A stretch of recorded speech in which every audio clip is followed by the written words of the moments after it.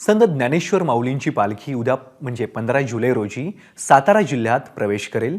लोणंदमध्ये या पालखीचा मुक्काम असणार आहे। पालखीच्या स्वागतासाठी लोणंद नगरी जी आहे ती पूर्ण सज्ज झाली आहे, सजली आहे। बाजार पटांगण मैदानावर माऊलींची पालखी मुक्काम करेल। त्यासाठी नगरपंचायत तसंच जिल्हा प्रशासनानं चोख व्यवस्था केली आहे। माऊलींच्या पादुकांच्या दर्शनासाठी कोकण, कोल्हापूर आणि सांगली जिल्ह्यातून मोठ्या संख्येने भाविक इथे येतात, मोठ्या प्रमाणावर येतात। त्यांच्यासाठी सुद्धा बॅरिगेटिंग करून दर्शन रागांची विशेष सोय करण्यात येते।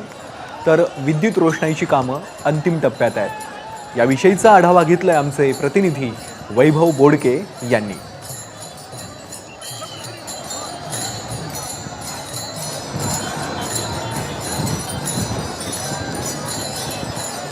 संत ज्ञानेश्वर महाराजांच्या पालखीच्या आगमनाच्यासाठी लोणंद नगरी आता सज्ज झाल्याचे चित्र पाहायला मिळते। मी सध्या बाजार पटांगणावर आहे। या ठिकाणी जर तुम्ही पाहिलं तर मोठ्या प्रमाणावर लोणंद नगरी सज्ज झाली आहे। 15 जुलैला माऊलींचे पालखीचं आगमन लोणंद नगरीमध्ये होणार आहे। माऊलींच्या स्वागतासाठी आता ही संपूर्ण लोणंद नगरी आणि बाजार पटांगण सज्ज झाल्याचे चित्र पाहायला मिळते।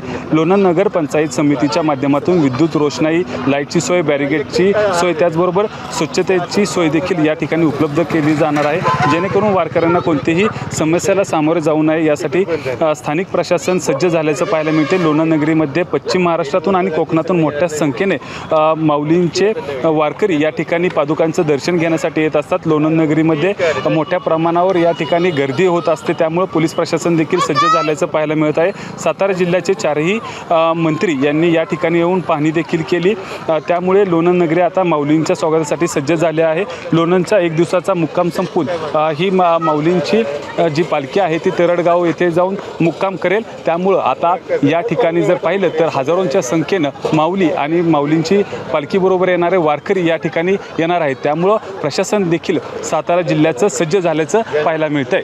कॅमेरामन ओमकारसह वैभव बोडके, एबीपी माझा, लोणंद, सातारा। वारी ही केवळ चालणाऱ्या वारकऱ्यांचीच नसते, तर त्या वारकऱ्यांना कसलीही कमतरता भासू नये त्यासाठी राबणाऱ्या झटणाऱ्या सगळ्यांची असते। त्यात वैद्यकीय संस्थाही मागे नसतात। भारती विद्यापीठ कॉलेज ऑफ आयुर्वेद यांच्यातर्फे गेल्या 8 वर्षांपासून वारी सोहळ्यात वारकऱ्यांसाठी विनामूल्य आरोग्य शिबिर आयोजित केली जातात। येणाऱ्या वारकऱ्यांना आवश्यक त्या आरोग्य सुविधा पुरवल्या जातात।